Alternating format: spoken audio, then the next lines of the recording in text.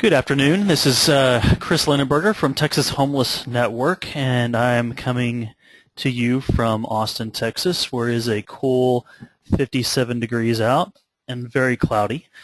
So I hope that your weather out there all over the state of Texas is what you're expecting to be right now. I know it's warmer in some parts and colder in others, so I hope everybody gets some nice cool weather coming their way soon.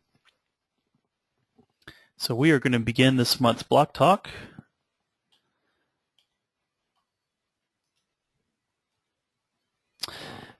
So we decided to start a new feature. What we're going to start doing is bringing you a monthly meme. I think that'll be kind of fun. So this one, if you can see it, it's a Darth Vader tree, which I think is kind of funny. So I think he finds your lack of cheer very disturbing. So just make sure we all keep in good holiday spirits and get ready for the holidays. Make sure you guys get some good time to yourselves. Oh, sorry, I've got to show my screen, or you can't see at all what I'm talking about. Hold on just 1 second. We seem to have a technical difficulty.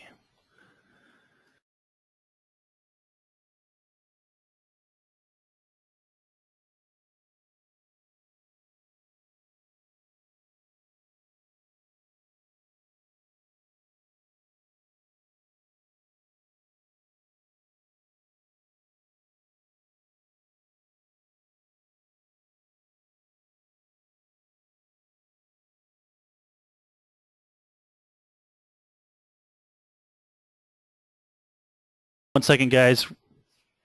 Oh, it's starting to work now. Great. So as you can see at this point in time, we do have visuals, so that's good. So you'll see, as I was mentioning before, a Darth Vader tree. So he finds your lack of cheer disturbing. So everybody keep in that holiday spirit. I know it's the end of the year. We're all getting kind of worn down by this year's worth of work, but keep your cheer up and your heads up, and we'll make it through these holidays. So for today's webinar, I just want to let you know that we will be going through some brief housekeeping, and then we'll be moving on to our presenters. We have two presenters today. We have Eric Samuels and we have Gary Grier.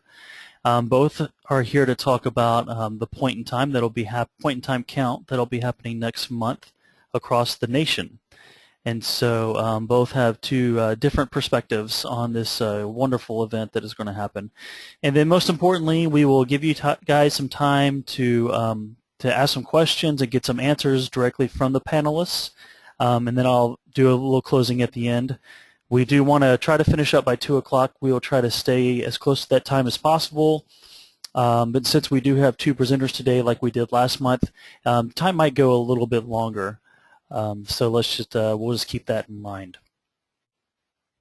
A couple of housekeeping things. Just so you know, your microphone will be muted the whole time during this webinar. That is not because we don't want to hear your input. That is because if we opened up everybody's mic, we would be getting lots of feedback, and you would not be able to hear the presenters. So what I'm asking you to do, as usual, there is a question box over in your toolbox for the Citrix software, and so you can go to that questions part and you can type in your question at any point in time. So if you have a question to the presenters about point in time or about something they said, you can ask that at any point in time. I'll be logging in those questions. Or if you have a question, if the video or the audio is not coming through as you would hoped, you can pop that information in there as well.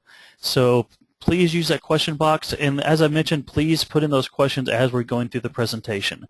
As soon as we're done with the presentations and we come to that question and answer time, that's when I'll start going through those questions and asking those to the presenters. And we will try to get to all those questions as most efficiently as we can. If we do start going through this presentation and your mind starts wandering and you miss a part, don't worry.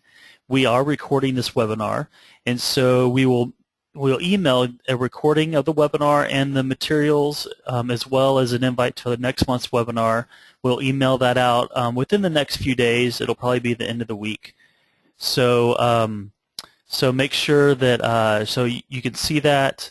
That email will be coming out. Make sure you're kind of looking for that, and we'll just kind of steer you right to the next webinar that we'll be doing. So just a reminder that Texas Homeless Network is providing all of these community opportunities to learn through our monthly webinars, our monthly Bloc talks. The idea behind this is so that you can more effectively serve your homeless population through us helping you explore new successful practices in housing, health, mental health, and education that are out there across the state. So, of course, in our monthly webinar, we're bringing you these guest speakers from all over the state and across the nation at times as well. They can talk firsthand about these practices, and also so that you have time to ask these speakers questions about their practice. We also give you the contact information for all of our speakers so that you can call them or contact them at a later date as well. As I mentioned before, today's session will be a little bit longer than usual. We'll have about 30 minutes for presentation and about 15 minutes for the Q&A. So we're going to give you the best snapshot that we can in this time-sensitive manner and hopefully be done at about 2 o'clock.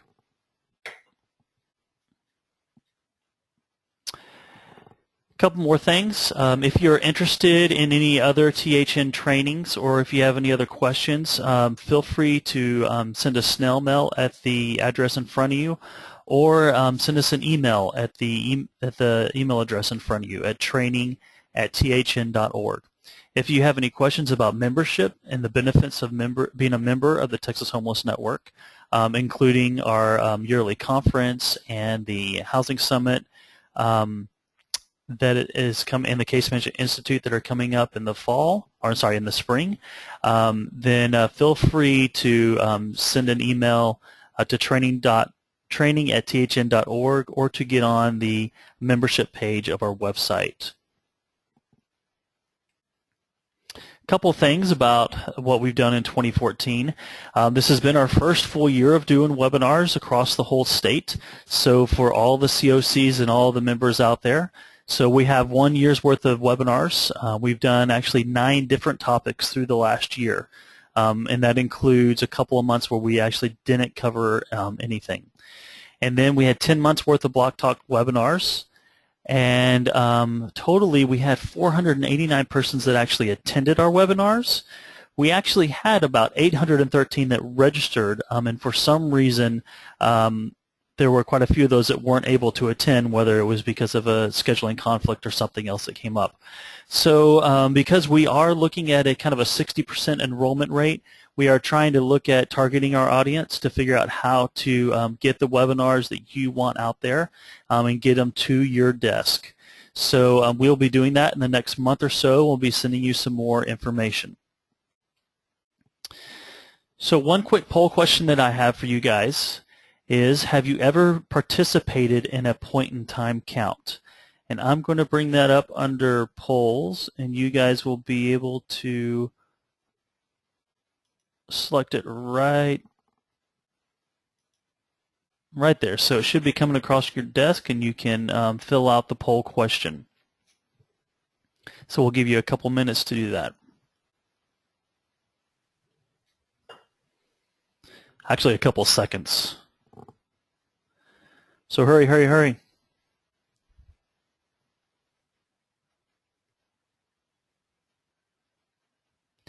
All right, it looks like about 55% of you guys have participated in a point-in-time count, and about 45% have not. So that's great information to know, and I know that Eric and Gary are going to cover multiple topics, specifically how point-in-time counts work in smaller rural areas versus a more larger urban areas, densely populated areas. So without further ado, we have Eric Samuels. I'm going to close the poll real quick. There we go. So we have Eric Samuels, who is the Balance of State Director with the Texas Homeless Network. He will speak first. And then we have Gary Grier, who is a project manager for the Coalition for the Homeless of Houston and Harris County. So Eric, I am going to hand over. All right, Eric, your mic is on. Okay. And you have, hold on. Eric, you have the presentation.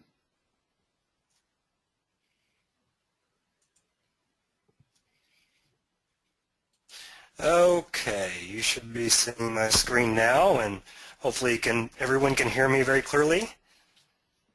So You're coming in loud and clear. Thank you, Chris. Before I get started, I wanted to go over a few things just to preface this webinar, or my part of the webinar. We only have 15 minutes for our presentation, so I will be going through these slides really fast, but if you need to see the slides afterwards, we can provide those to you, or we will provide those to you. And keep in mind, you can type in your questions the way Chris suggested in the beginning, and we will get to as many of those answers as we can. And I want to say one more thing. Unless there's people from the Balance of State Community Care, or I'm sorry, the Balance of State Continuum of Care, and several of the communities in that continuum of care on this call. This today is not the official training for the point-in-time count, but we will provide you materials to help you train your communities through our website if you haven't already attended one of our webinar trainings. And I'll point everyone to that a little bit later in this presentation. Okay, I'm going to go ahead and get started, and keep in mind I will be going through this pretty fast. Okay, so what are we talking about here? We're talking about a point-in-time survey, and when we say point-in-time, what we're really doing is we're trying to gather the data that will represent what homelessness looks like in our balance of state communities at any point in time. Every community does this a little different, but this, when we're saying point in time, we're talking about one 24-hour period in our communities. HUD has mandated that we conduct our surveys using the point-in-time method, and while a lot of advocates and people like myself feel that the point-in-time counts are undercounts, this is still what HUD requires, and there's many reasons they require us to collect the data using that time frame, but that is what we are left doing as continuums of care. Like I said, every one of our communities are different. We don't assign a specific time to start and end for every community in our 216 counties. Rather, we work with the communities to identify what's the best time for them to start and end their survey, and what time frame makes up their point in time for their survey effort. So why do we collect this? Well, the basic reason is we need to determine the number of people experiencing homelessness and in what subpopulation. But from there, we use this data to assess needs of people experiencing homelessness. We start to gather data on the housing and shelter inventory we have out there. We use these data points together to begin to analyze gaps and identify priority needs in our communities, and that data can lead to the development of project proposals. Other reasons for doing this is so we can identify and secure resources that we have out there. In the Texas Balance of State, we have over 220 shelter and housing programs. So every year, believe it or not, we're identifying new shelters and housing programs that we didn't know of before. So these are more resources that we can direct our communities and our advocates to. And then, of course, we need to determine what number of people we survey meet the HUD definition of homelessness. We report these numbers in our Continuum of Care consolidated application. We report these numbers each spring to HUD through the Homeless Data Exchange.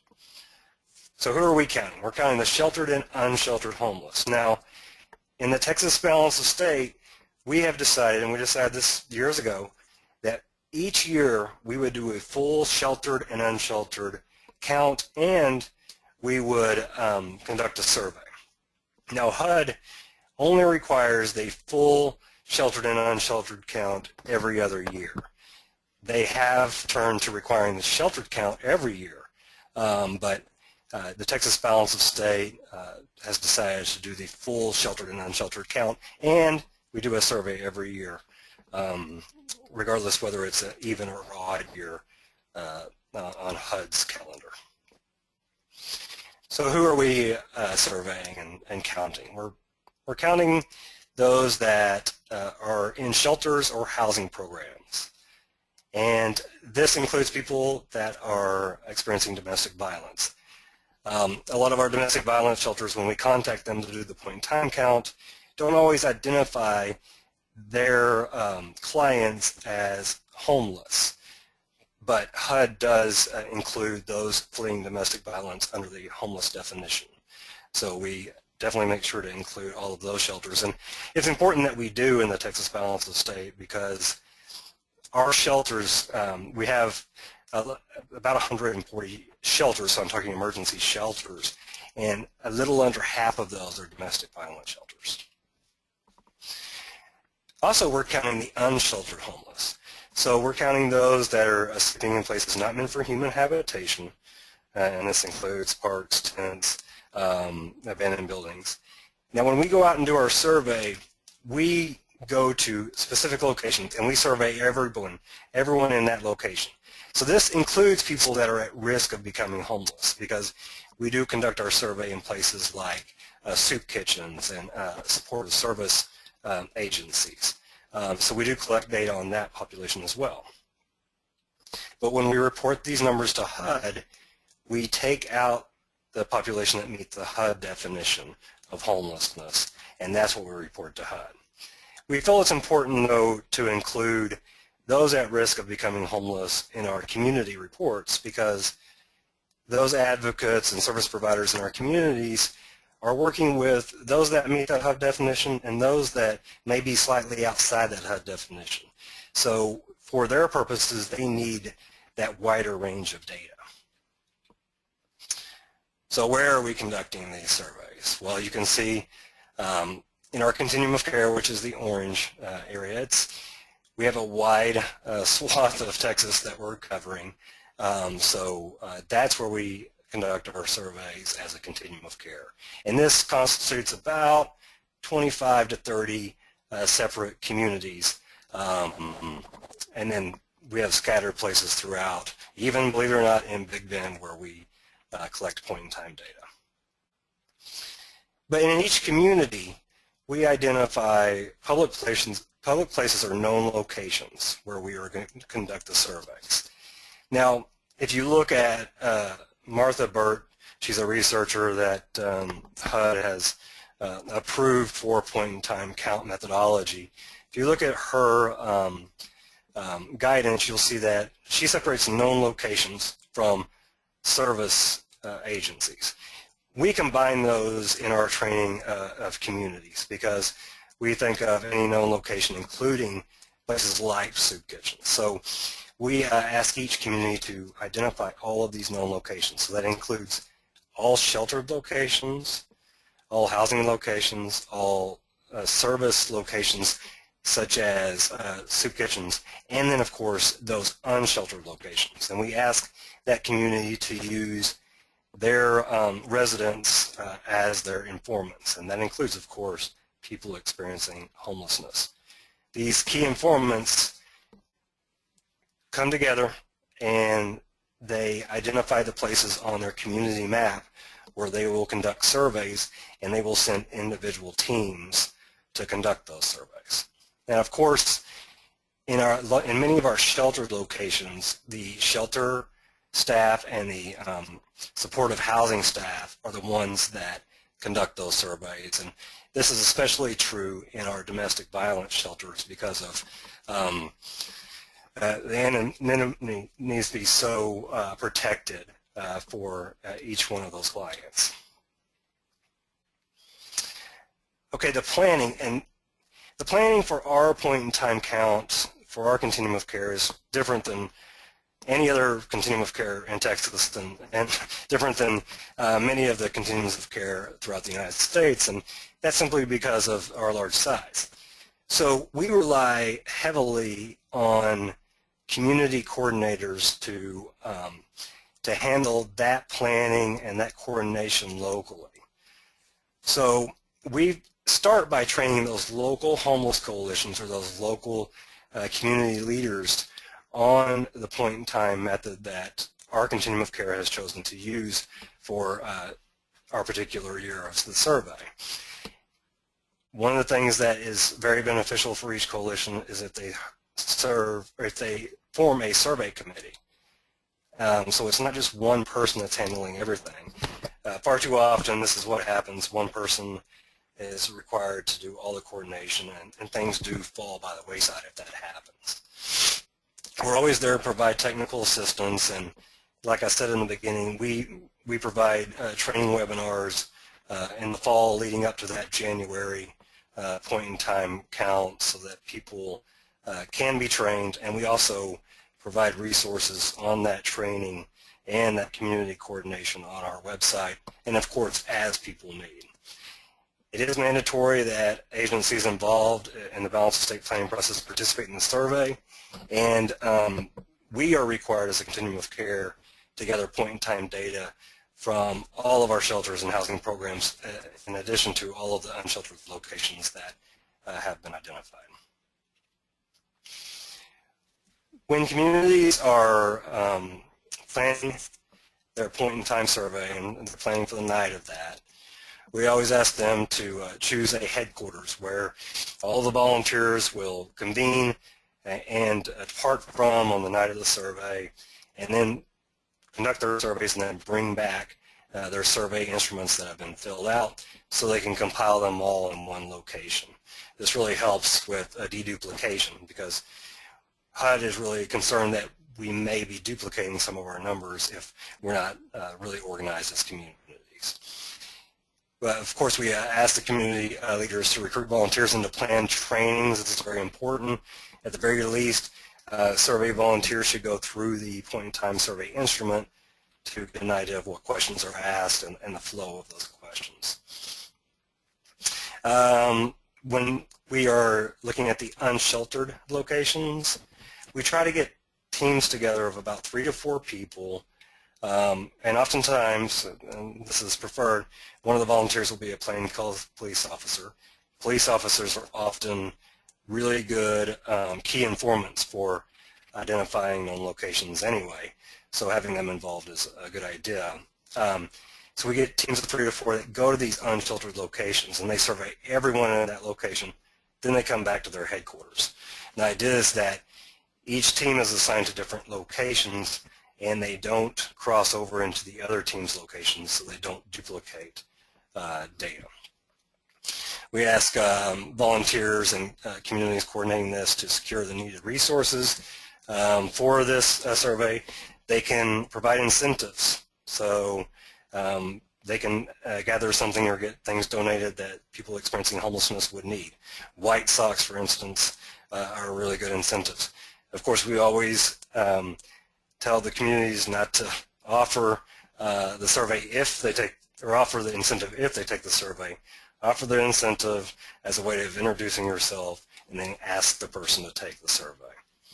These surveys are completely voluntary, so all survey volunteers should be aware of that. Okay, the headquarters, like I said earlier, use a central location large enough to handle the training, and sometimes communities will do the training on that night and then some survey volunteers out. It's best if we can have training prior to that night, so that's what we would prefer, and then on that night the survey coordinators go over the survey instrument and then if possible have a pre-survey mill. Volunteers are placed in teams and given survey forms, and like I said, they go to specific locations. And in the interest of time, I'm going to speed through that. Also, it's advised whenever a community is planning this that they advertise the point-in-time survey. And we do provide a flyer that they can personalize for their community. And this flyer can be put at service and shelter locations. And if they wish, they can contact the local media. And we have had people in our communities complain that if they do this, there are people that will make themselves scarce and they won't be there for the night of the count. And my response is always, I would rather those in the community know that the survey is going to occur and make themselves scarce than to be surprised and have a group of volunteers come up on them in a place that they don't feel secure. So that's our rationale with the advertising of the survey. We do ask communities to take pictures when the respondent permits it. We do have a photo-video release form. This is nice to have whenever you're putting together your reports after you analyze the data. And again, we ask that each community form a survey committee, and they work closely with our staff and our data coordinator, which is Lindsay Marsh. So they not only coordinate the collection of the data, they also afterwards collect or coordinate the data entry so we can provide the analysis for that community's reports.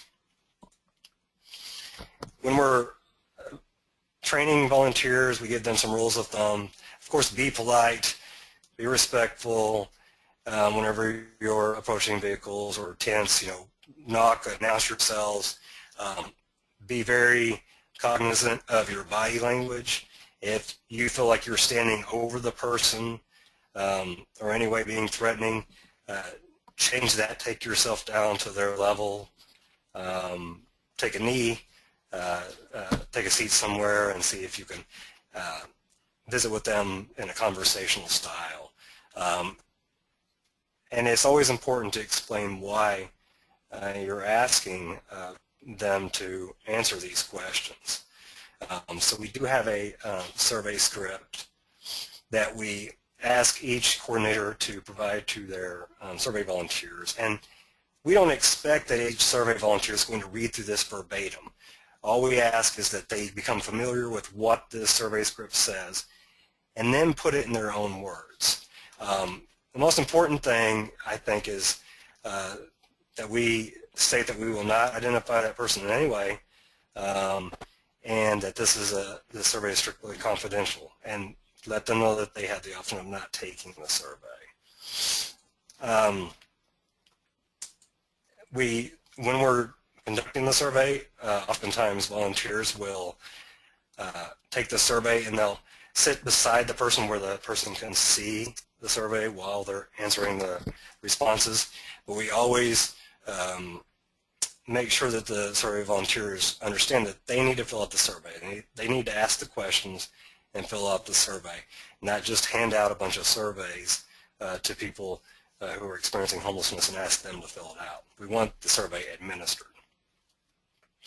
And you can see that we use the survey form as a counting form for those who we may not be able to survey because we feel the situation is too dangerous or the person has said they do not want to take the survey. So they place a check mark there and that counts as one person. If we can get some more information, such as their gender, we will get that at that time as well.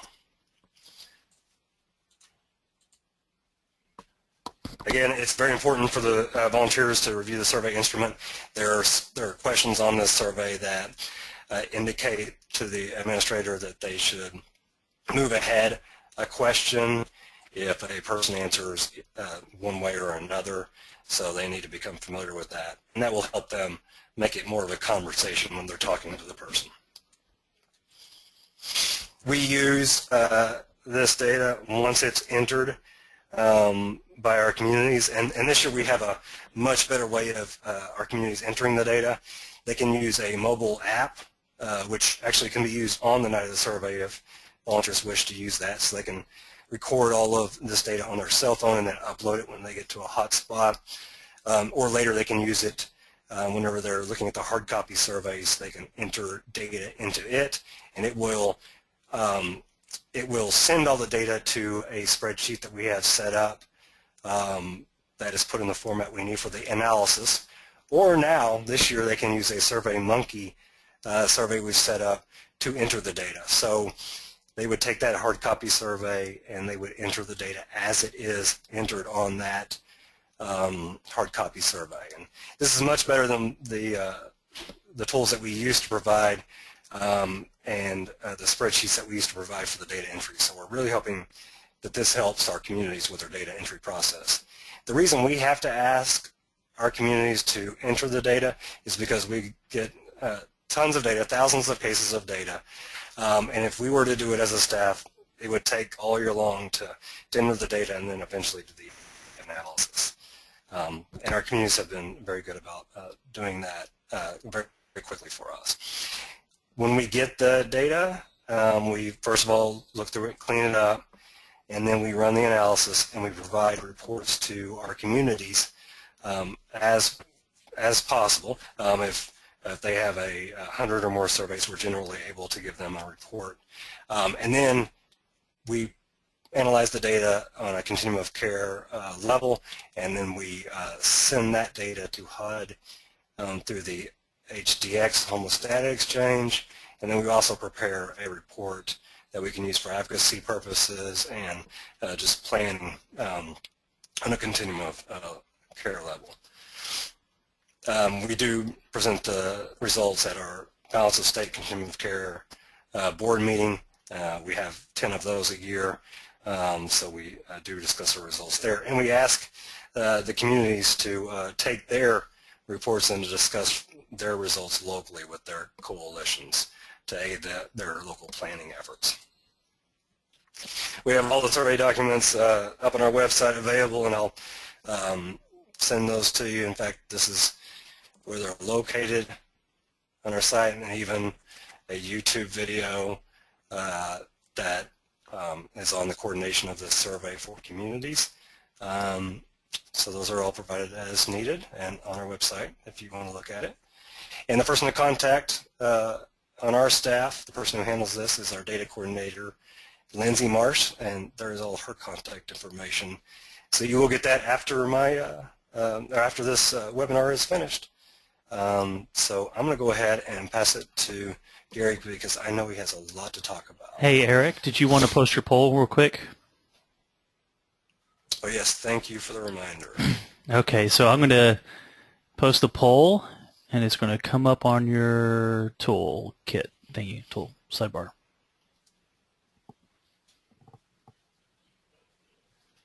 So go ahead and put your mark in there.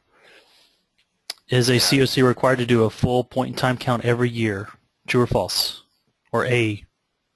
Yeah.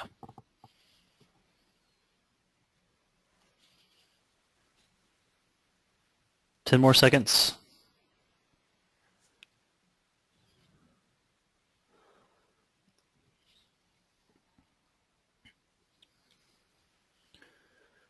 All right, we got 70% voted. We have 53% say true, 47% say false. And Eric, the answer is? Each COC, they don't have to do a full point-in-time unsheltered and sheltered count each year. Every other year is what is required by HUD. But I probably threw a lot of people off because I kept emphasizing that the Texas Balance of State does it every year. So I'm sorry if I misled some people, but every odd year is the required year for each COC for both sheltered and unsheltered. Great. Well, thanks so much, Eric. And let me change over the presenter to Gary. And so if you have any questions for Eric at this time, go ahead and post them in your comments, not under comments, but under questions. And we'll get to those after Gary gets done speaking. So Eric, I'm muting you. Gary. And Gary, I'm giving you the panel. All right, Gary, you're... Good afternoon.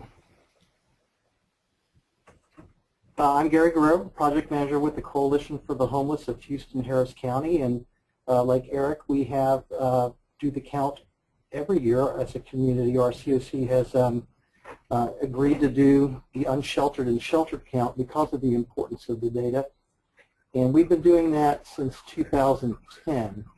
We have some things that are very similar. Yes. Sorry to interrupt. Can you click on there to share your screen?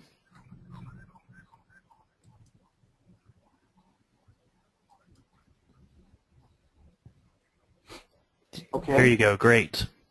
Great. So I'm going to go through some of the slides very quickly. I do have a lot to cover, and some of it is, similar in general to what Eric had presented. Well, we will cover what is the homeless count. We call it the Houston Homeless Count. We'll talk a little bit about our community engagement and branding.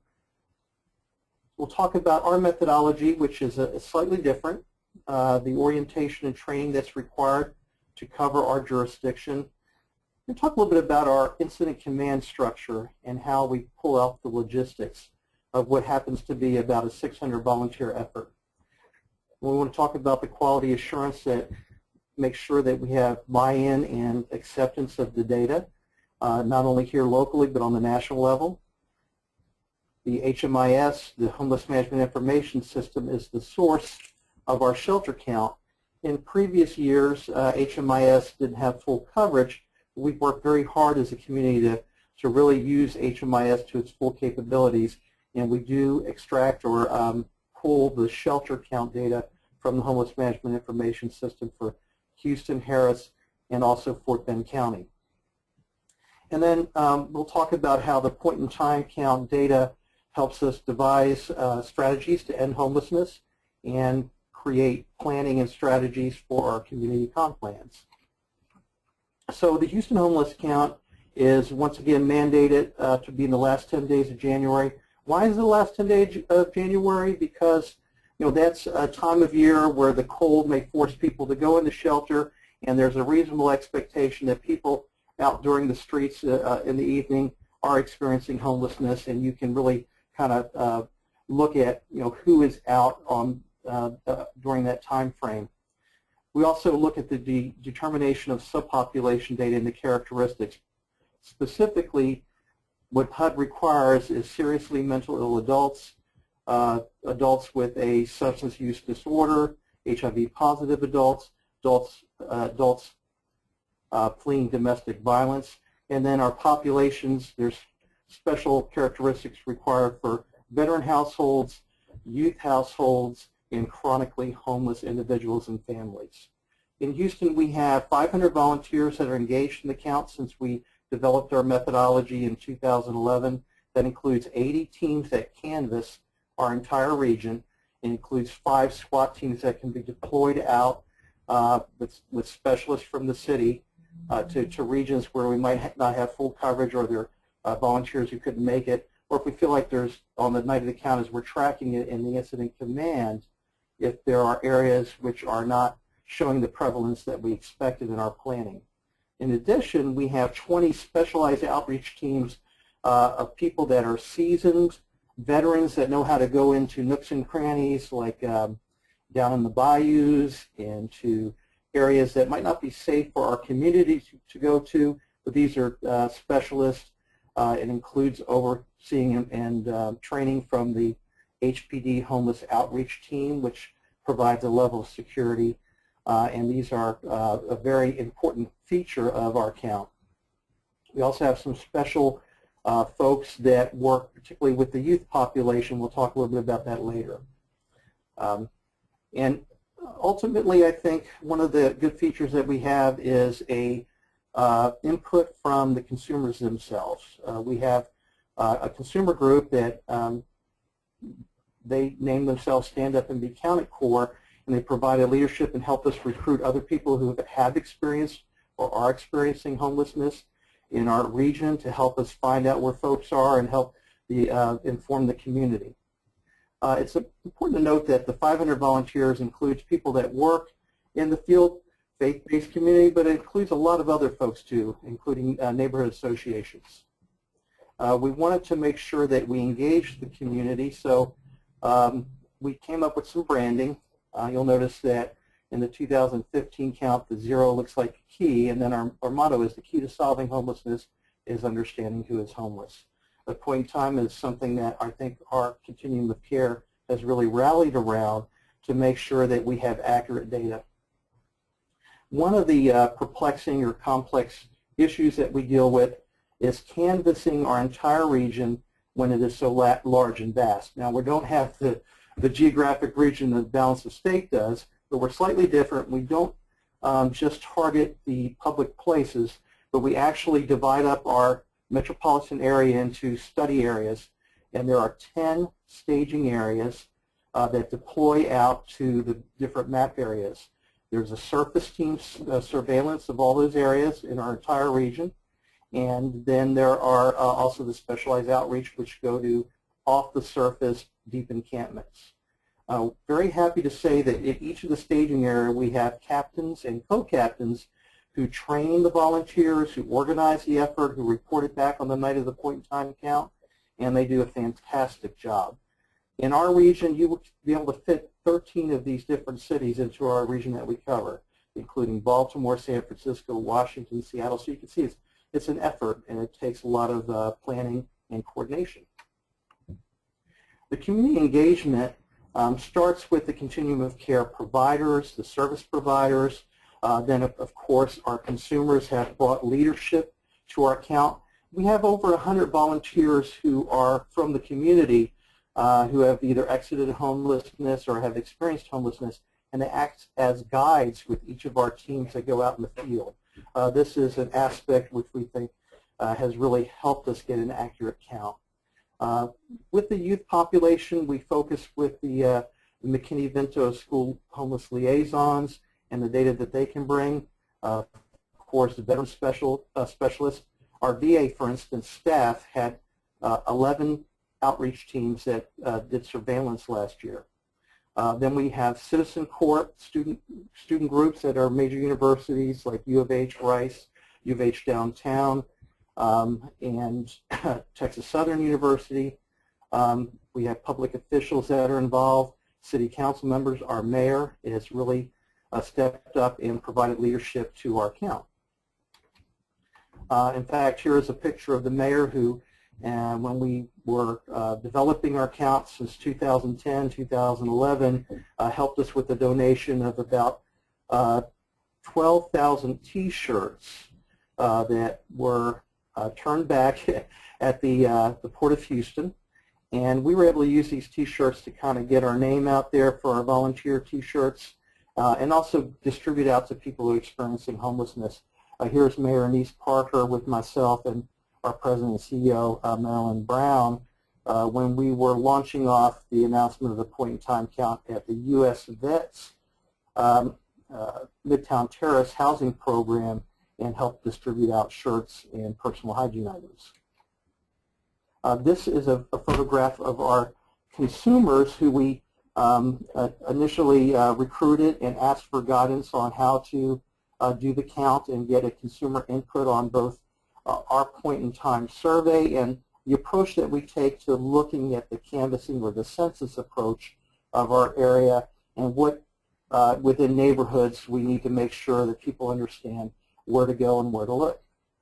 Plus, these individuals are a resource to our captains to help the community teams understand how to talk with somebody who might be experiencing homelessness, how to look for someone who has those characteristics. So on the HUD definitions, as Eric mentioned, we have the literal homeless definition, but then you have these other complex definitions, including the McKinney-Vento youth definition, which includes sheltered, doubled up, unsheltered, and people that stay in hotels and motels. So you have this large population that is doubled up or precariously housed. That's not reported to HUD, but we do also accept and gather information on those other housing situations. We take a jail count, and we inform our community of other populations that are at risk of homelessness in our point-in-time count. And we also do a deeper needs assessment and gaps analysis each year. So here is who is not reported on the point-in-time count that goes into the homeless data exchange. It includes persons in the county jail, which is a substantial number of people here in Houston who would otherwise be homeless upon their release. Persons who scrape money together to stay in hotels on self-pay or bunk houses and they pay a daily rate.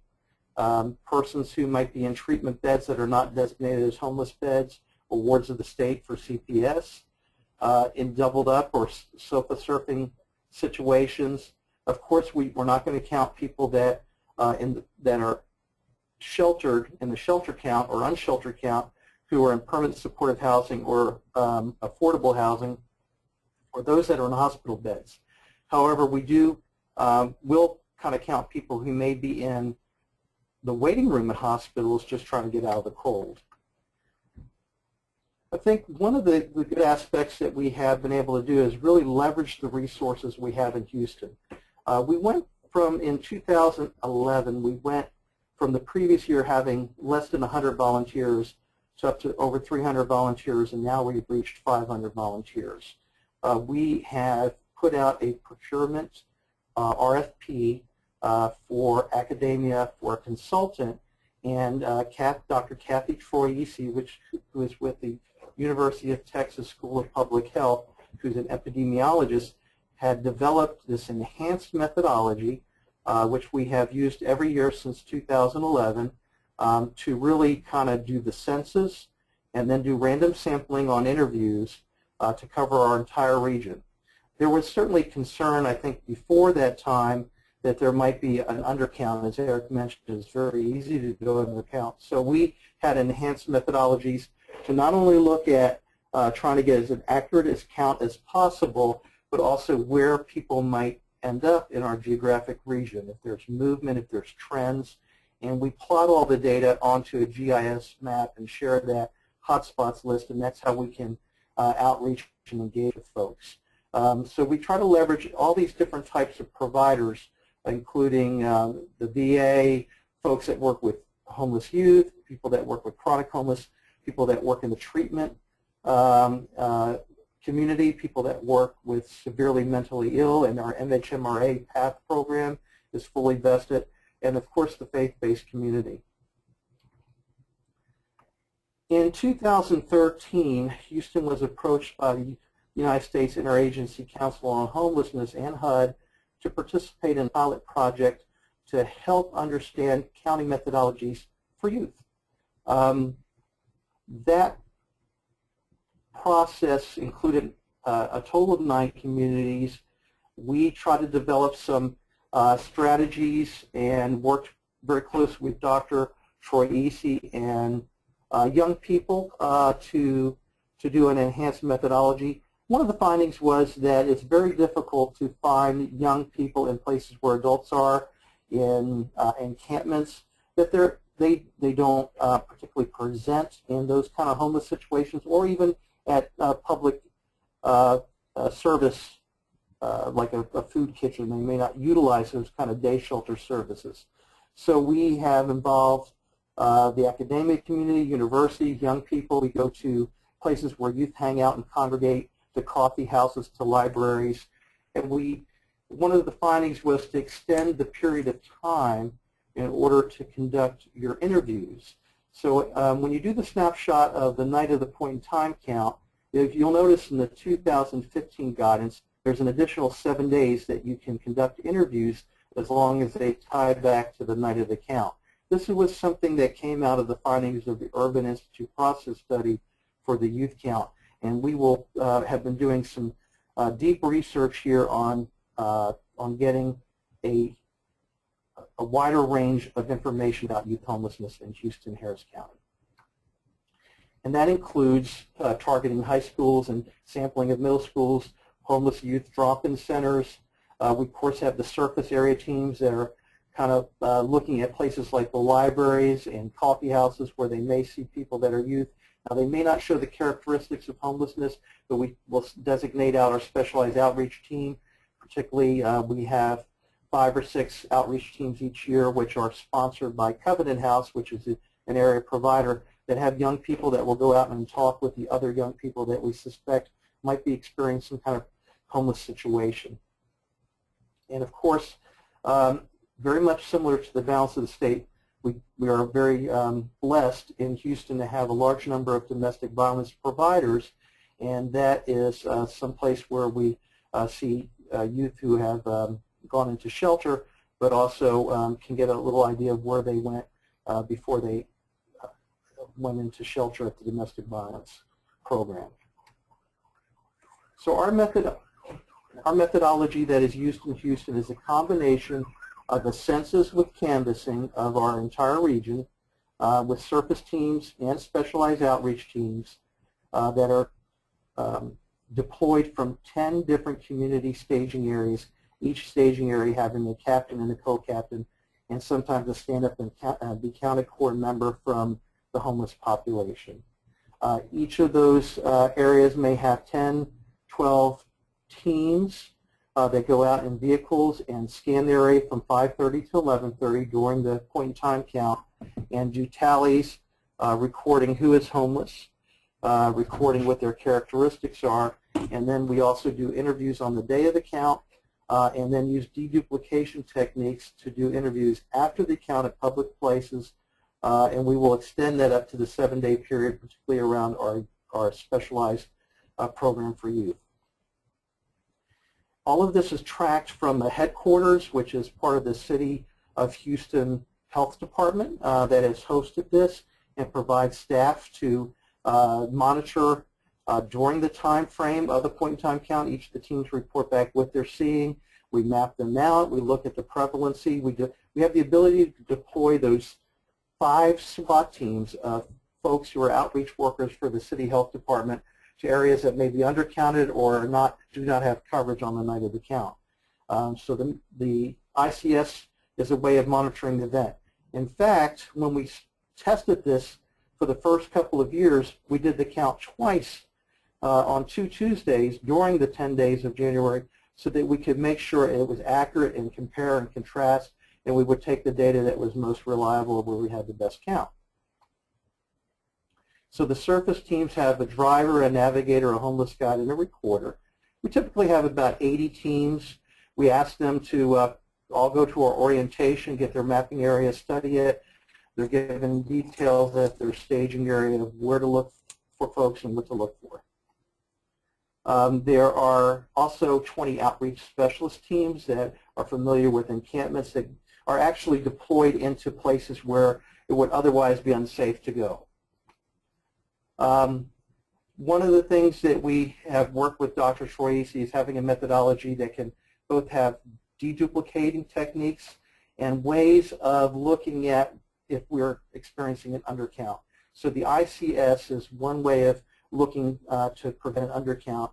Another one that we've tried is plan and capture, where we have decoys or people that are not homeless but have some other identifying device like a flasher or a particularly colored hat, and we'll see how many teams capture how many people are deployed. If there were 100 people deployed and you see less than 100, then you can get some kind of discussion about whether the count is completely accurate.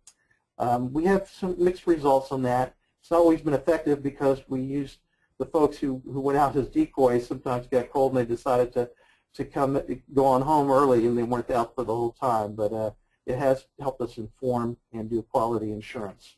Also for deduplication, the maps are very specific quadrants. We look at where the folks are. We make sure that one team doesn't report in another team's area or in a boundary, and we blitz, meaning everyone's deployed at the same time and they do that same window of time. On the interviews, each of the interviews have a deduplication question, and they tie back to the night of the count and that they have not been asked questions before. So this is a little description of the SWAT teams. We already discussed that. The HMIS department pulls the shelter data.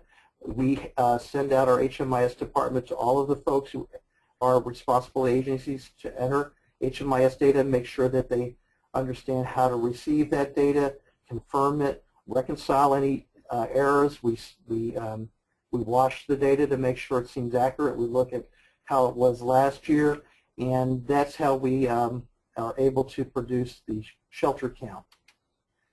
The PIT interviews are done on the night of the count by the outreach specialist and interview teams, and then there will be a public places distribution of the interviews the day after with the deduplication techniques we've discussed.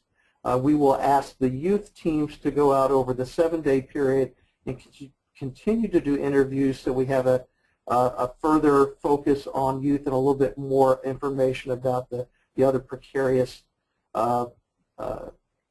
situations that youth may or may not be housed. So once the data has been brought in, we map out on our region. Here's happens to be a picture of Harris County, and it looks at prevalency.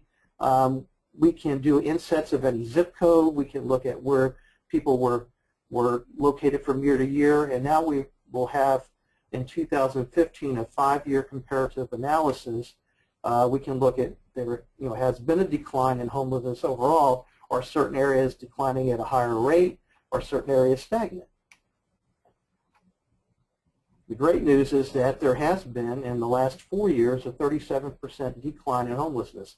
This is at a time when we've employed the same methodology each year with the canvassing, and in fact have had more volunteers and more people in the study areas.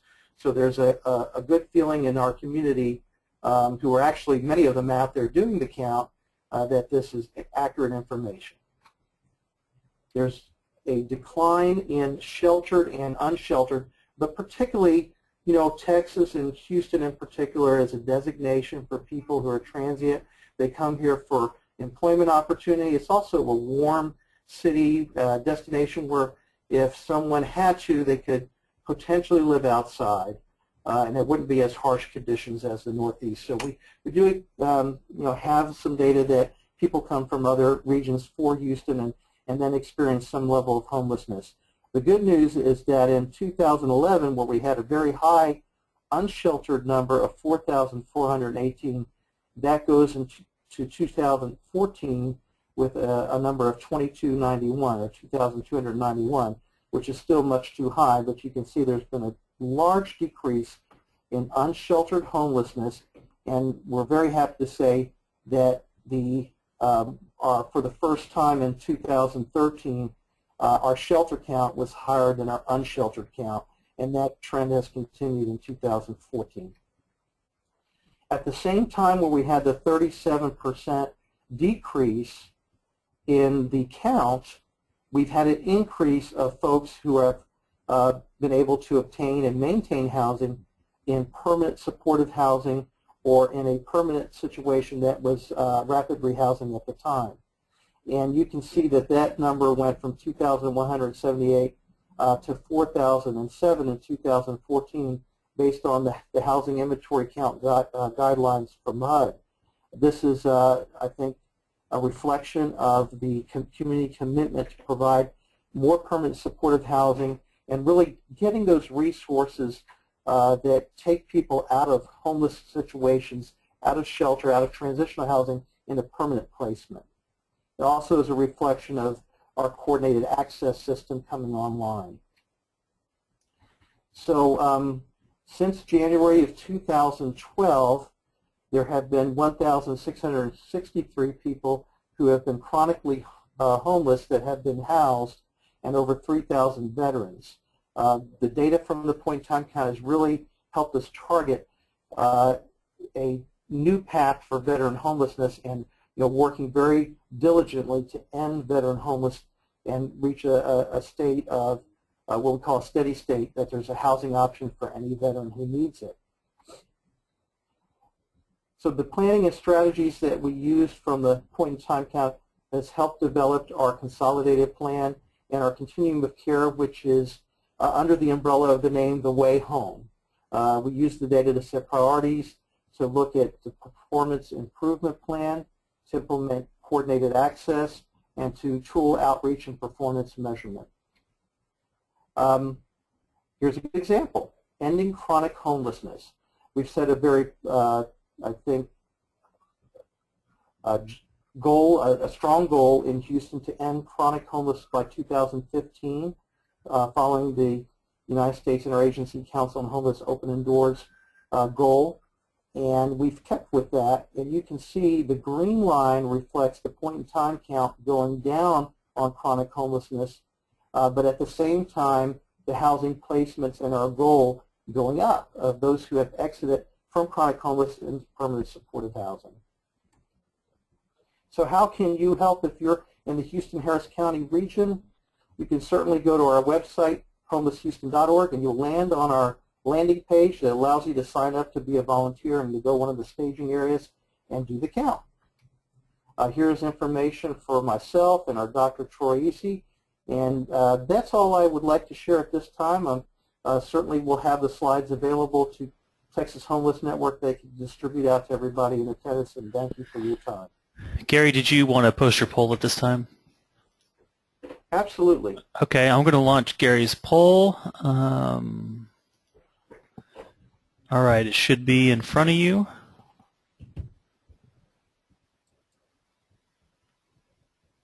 Okay, so the poll is looking at who is not reported to HUD as homeless, and you'll see the different selections there if you'll check all that apply.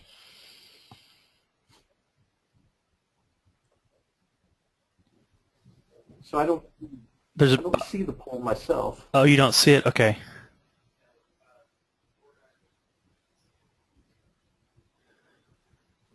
Okay, let's see. We have about 47% have voted.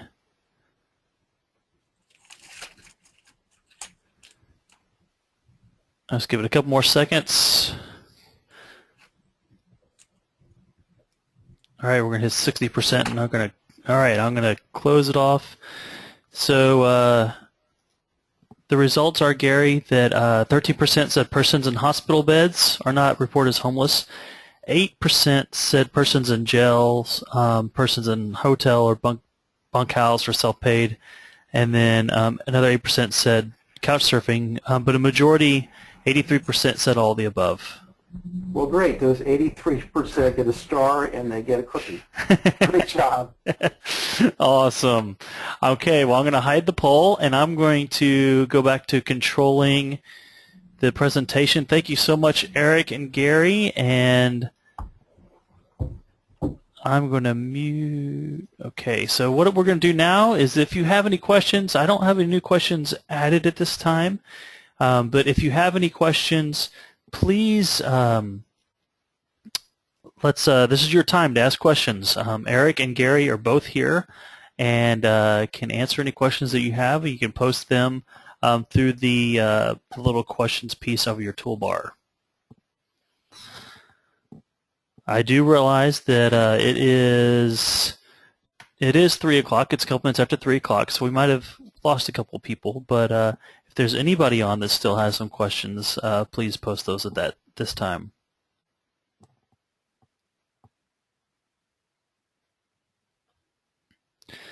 All right. Well, that's great. No questions means that the presentations were crystal clear. So that's awesome.